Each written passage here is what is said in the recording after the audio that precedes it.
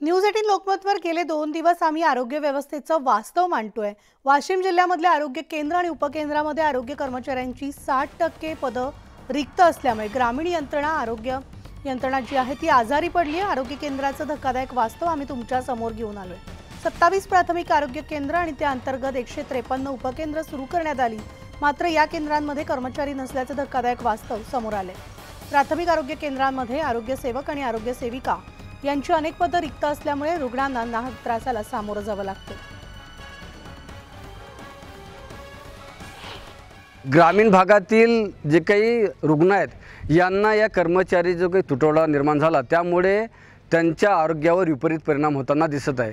कारण जिल्हा परिषदेचे वाशिम जिल्ह्यामध्ये एकूण 27 आरोग्यवर्धिनी केंद्र आहेत आणि त्या अंतर्गत एकूण 153 उपकेंद्र कार्यरत आहेत। मात्र या सर्व जे काही आरोग्य यंत्रणा आहे यामध्ये कर्मचाऱ्यांची मोठ्या प्रमाणात वाढ आहे। वाशिम जिल्ह्यामध्ये एकूण जे आरोग्य कर्मचारी आहेत ते 517 आरोग्य कर्मचारी आहेत। मात्र असं असताना देखील त्यातील केवळ 241 आरोग्य कर्मचाऱ्यांचीच पदं जी आहेत ती रिक्त आहेत आणि इतर जी आरोग्य सेवकाची त्यातली त्यात सगळ्यात महत्त्वाची पदं जी आहेत 167 पदं मंजूर आहेत आणि त्यातील 64 पदं रिक्त आहेत। तर जे आरोग्य सेविका असतात त्यांचे 239 पदं मंजूर असताना केवळ 84 पदं भरलेली आहेत, म्हणजे त्यातील 155 पदं रिक्त आहेत। जवळपास हे जे काही टक्केवारी काढली तर 65% अधिक जी आरोग्य सेविकेची पदं आहेत ते रिक्त आहेत। विशेष म्हणजे वाशिम जिल्ह्यातील एकूण 6 तालुके असताना त्यातील केवळ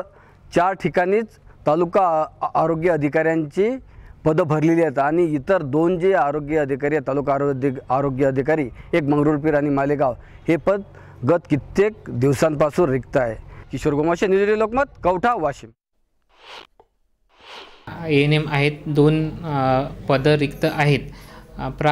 प्राथमिक आरोग्य केंद्र कवठा अंतर्गत एकूण 12 पदे रिक्त आहेत। त्यामध्ये आरोग्य सेवक आणि 2 आरोग्य सेविका आणि केंद्र कवठा अंतर्गत OPD ANM पद रिक्त आहे आणि वरिष्ठांशी मागणी केलेली आहे आणि लवकरच पदे भरले जातील।